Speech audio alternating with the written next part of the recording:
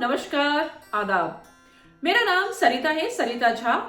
मैं एक business and lifestyle coach हूं और डायरेक्ट सेलिंग इंडस्ट्री के साथ मेरा रिश्ता पिछले 18 सालों का है। 2003 में मैंने अपने करियर की शुरुआत की थी और आज मैं ऑरिफ्लेम इंडिया प्राइवेट लिमिटेड के साथ डायमंड डायरेक्टर हूं। ऑरिफ्लेम जो कि विश्व के 60 से ज्यादा देशों में अपना बिजनेस कर रहा है, ये एक स्वीडिश एमएनसी है एंड विश्व में इसने अपना 55वां साल कंप्लीट कर लिया है और हिंदुस्तान में इसने अपना 26वां साल कंप्लीट किया है। दोस्तों, आज के समय में जो सबसे बड़ा सवाल है लोगों के दिमाग में, क्या डायरेक्ट सेलिंग इंडस्ट्री बंद होने वाली है? मेरे पास भी सवाल आया था कि क्या ऑरिफ्लेम, टपरवेयर, एमवे ये बंद होने वाला है। और ये सवाल जिन्होंने पूछा एक्चुअली उनकी गलती नहीं है, क्योंकि आज तक में एक न्यूज आई थी कि ये सारी कंपनीज बंद होने वाली है। दोस्तों, ये तो वही वाली बात हो गई कि कौवा कान ले गया और हमने अपने कान को नहीं देखा और कौवा के पीछे भाग पड़े। देखो, ये तो मीडिया का अपना एक तरीका है, लेकिन सच्चाई ये है कि जो इंडस्ट्री इतनी तेजी से ग्रो कर रही है, जिस इंडस्ट्री को अभी रिकॉग्निशन मिली है, जिस इंडस्ट्री ने हजारों लाखों लोगों की जिंदगियों को बदला है, जो इंडस्ट्री लोगों के सपनों को पूरा कर रही है, वो इंडस्ट्री भला क्यों बंद होगी? 25,000 से ज्यादा लोग इस इंडस्ट्री के साथ अपना बिजनेस कर रहे हैं। इस इंडस्ट्री ने हजारों लाखों लोगों को रोजगार दिया है। हमारे जो माननीय प्रधानमंत्री जी हैं, नरेंद्र मोदी साहब, वो हमेशा ये कहते हैं कि रोजगार देने वाले बने, रोजगार मांगने वाले ना बने। और वो हमेशा प्रमोट करते हैं इस इंडस्ट्री को, क्योंकि इस इंडस्ट्री ने कई लोगों को रोजगार दिया है। ये इंडस्ट्री अभी 16,000 से 20,000 करोड़ की है एंड आने वाले 2025 में एक अनुमान लगाया जा रहा है कि 65,000 से 70,000 करोड़ की ये इंडस्ट्री होने वाली है। आप इस इंडस्ट्री के पोटेंशियल को समझें। 2016 तक इस इंडस्ट्री की एक्चुअली कोई पहचान नहीं थी, इसे कोई रिकॉग्निशन नहीं मिला था और यही रीजन था कि इस इंडस्ट्री को हमेशा जोड़ा जाता था chain scheme, money rotation scheme, pyramid schemes, इन चीजों के साथ इसे हमेशा जोड़ा गया। और यही रीजन है कि लोग इस इंडस्ट्री के साथ जुड़ने से घबराते थे। पिरामिड स्कीम्स, इन चीजों के साथ इसे हमेशा जोड़ा गया और यही रीजन है कि लोग इस इंडस्ट्री के साथ जुड़ने से घबराते थे। लेकिन 2016 में गवर्नमेंट ऑफ इंडिया ने एक गाइडलाइन लाया, जिससे इस इंडस्ट्री को एक रिकॉग्निशन मिली, एक मान्यता मिली और ये हम डायरेक्ट सेलर्स के लिए एक बहुत बड़ी अपॉर्चुनिटी थी एंड एक्चुअली ये एक सेलिब्रेशन का टाइम था। उस गाइडलाइन में ये कहा गया कि जितनी भी पिरामिड स्कीम्स है, मनी रोटेशन वाली स्कीम्स है, जितनी भी स्कीम्स है, एक्चुअली वो इलीगल मानी गई। एंड इस गाइडलाइन के तहत आप कभी भी ज्वाइनिंग की फी नहीं ले सकते। आप लोगों को जब ज्वाइन कराते हैं तो उनका केवाईसी लेना मैंडेटरी हो गया। ज्वाइनिंग के ऊपर कोई कमीशन आपको नहीं मिलेगा।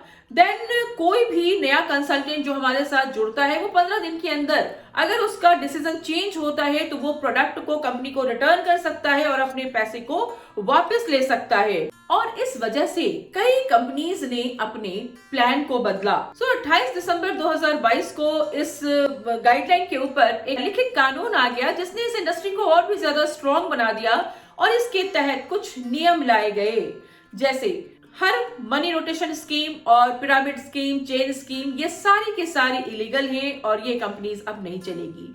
कोई भी कंपनी अगर डायरेक्ट सेलिंग इंडस्ट्री के साथ अपना बिजनेस करना चाह रही है तो आपका रजिस्ट्रेशन मस्ट होगा। आपको गवर्नमेंट ऑफ इंडिया के साथ खुद को रजिस्टर करना होगा और वो जो रजिस्ट्रेशन नंबर है वो आपको अपने वेबसाइट पे डालना पड़ेगा। हर कंपनी को एक नोडल ऑफिसर अपॉइंट करना पड़ेगा और उस ऑफिसर का नंबर आपको आपके वेबसाइट पर डालना पड़ेगा। पहले कंज्यूमर को ये पता नहीं होता था कि मैं अपनी कंप्लेंट्स कहाँ डालूं, किससे बात करूं। तो अब जो ये नोडल ऑफिसर होंगे वो रिस्पॉन्सिबल होंगे इन सारी चीजों को लेकर के। उनका नंबर भी आपको अपने वेबसाइट पर डालना होगा, कंपनीज को डालना होगा। और अगर नोडल ऑफिसर से भी लोगों की समस्याओं का समाधान नहीं होता है, देन कानून तो है।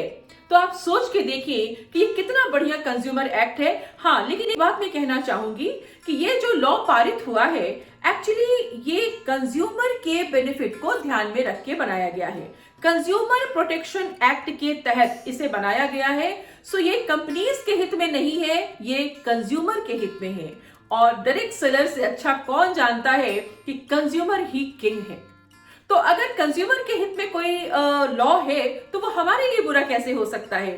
सो बिल्कुल भी नहीं। इस लॉ ने हमें काफी काफी काफी स्ट्रॉन्ग बनाया है।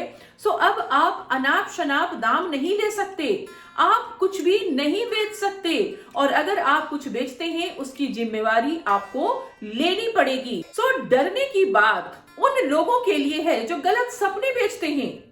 जैसे आप रातों रात माला माल हो जाओगे, 10 का 100 बना दूंगा। तो इस तरीके के जो सपने बेचते हैं ना, ये उन लोगों के लिए जरूर एक खतरे की घंटी है, क्योंकि वो अब नहीं चलने वाला। लेकिन जो लोग राइट प्रोडक्ट, गुड सर्विसेज दे रहे हैं, उनके लिए तो यह स्वर्णिम युग है। उनके लिए एक बेहतरीन चांस है, बिकॉज डायरेक्ट सेलिंग इंडस्ट्री का जो भविष्य है वो बहुत उज्जवल है। मैं हमेशा ये मानती हूं कि अभी तो नापी है हमने मुट्ठी भर जमीन, सारा आसमान अभी बाकी है। तो दोस्तों बिल्कुल ना घबराएं, ये जो एक्ट है, ये कानून है, ये हमारी बेहतरी के लिए है। सो ये कभी ना सोचें कि इससे हमें कोई नुकसान होने वाला है। सो हमारे लिए तो ये सेलिब्रेट करने का टाइम है। और IDSA ने गवर्नमेंट ऑफ इंडिया को अभी और भी बहुत सारी प्रस्तावना भेजे हैं उन्होंने, जिसके ऊपर अभी काम चल रहा है। अभी तो बहुत सारी चीजें आनी बाकी है। ये तो जस्ट एक माइलस्टोन था, एक शुरुआत भर है। अभी तो बस देखते जाएं कि आगे आगे और क्या होने वाला है। सो बहुत बेहतर चीजें आएंगी हमारे लिए। सो जस्ट सेलिब्रेट करें। कहते हैं ना कि इस इंडस्ट्री की आवाज एक होनी चाहिए। संगठन में हमेशा शक्ति है, और हम सब अगर मिल के चलें तो हम बहुत दूर तक जाएंगे। सो बिल्कुल ना घबराएं, इस लॉ का स्वागत करें। यह जश्न मनाने का वक्त है। डायरेक्ट सेलिंग इंडस्ट्री के साथ हम सबों का भविष्य बहुत उज्जवल है। सो आई होप मेरे सारे जो डायरेक्ट सेलर्स भाई और बहन हैं, उनको बहुत सारी चीजें क्लियर हुई होंगी। सो बिल्कुल ना घबराएं। All the very best. हम सब एक बेहतर स्वर्णिम युग में हैं और बेहतरीन इंडस्ट्री का हिस्सा है। Thank you so much. All the very best.